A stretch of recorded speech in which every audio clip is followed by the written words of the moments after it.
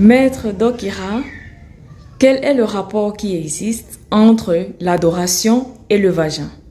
Oh oui, il existe un rapport entre vagin et adoration parce que le vagin est le lieu de l'illumination, de la sublimation.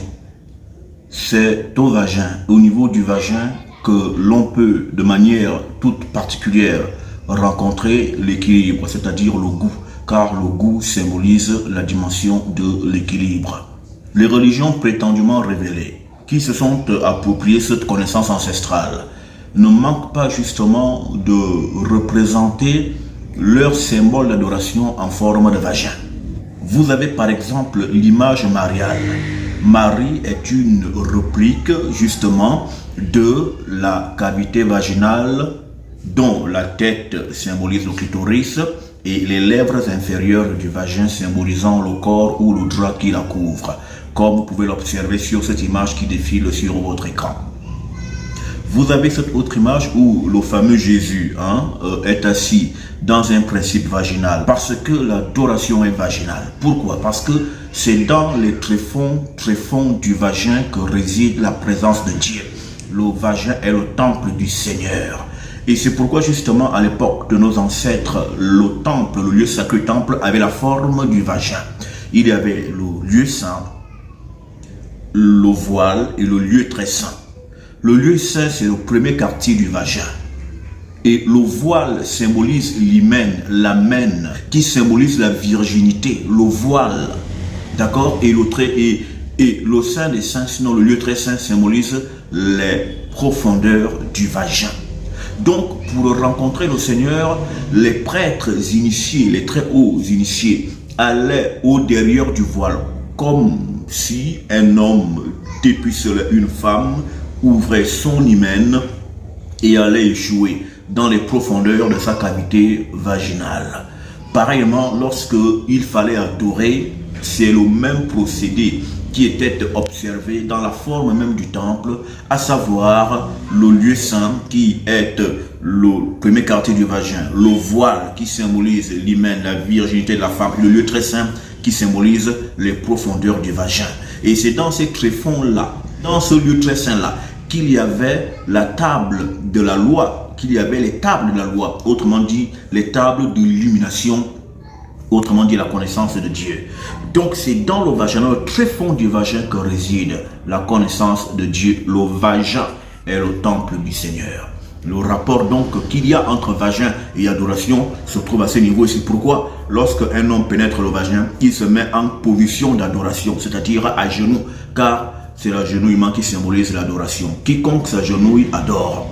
C'est pourquoi le diable devenu avait demandé à Yesaya Ongola, alias Jésus-Christ, de s'agenouiller afin de l'adorer. Parce que l'agenouillement symbolise l'adoration. Et quand donc vous allez à la femme, que vous la pénétrez, vous vous mettez à genoux. Donc vous l'adorez, vous adorez la femme lorsque vous lui faites l'amour. Et pendant que vous faites l'amour à la femme, vous avez là un moment inoubliable, un moment exquis, durant lequel vous pouvez être exaucé.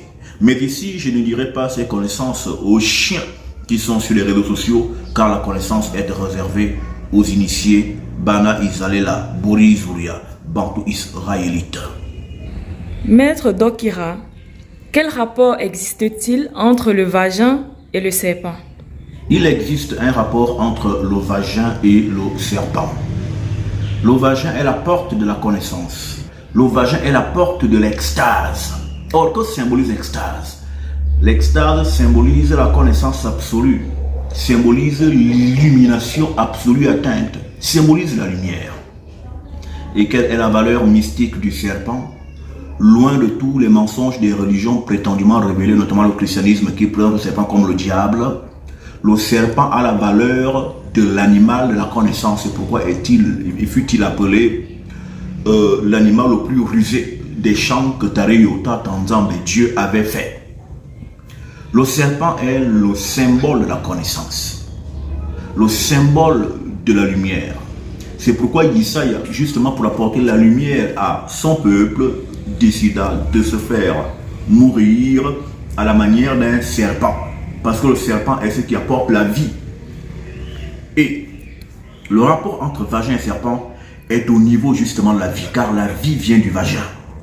La connaissance vient du vagin, mais aussi du serpent. Et c'est pourquoi quand vous comparerez la gueule du serpent à l'orifice du vagin, vous verrez que l'orifice du vagin ressemble à une gueule de serpent et que la gueule du serpent ressemble à un orifice vaginal. La cavité vaginale, l'entrée du vagin est une gueule de serpent. Quand l'homme pénètre le vagin, c'est comme s'il pénétrait une gueule de serpent. Et comme le pénis de l'homme est un serpent, ressemble à un serpent, alors c'est comme si un serpent se mordait sa propre tête. Et quand un serpent vient déjà à se mordre, c'est qu'il a déjà formé le cercle, c'est-à-dire l'alliance. C'est pourquoi justement l'acte sexuel est un acte d'alliance, un acte qui lie deux parts et où le maître de l'alliance est justement la femme qui porte et qui abat l'homme dans ses profondeurs vaginales.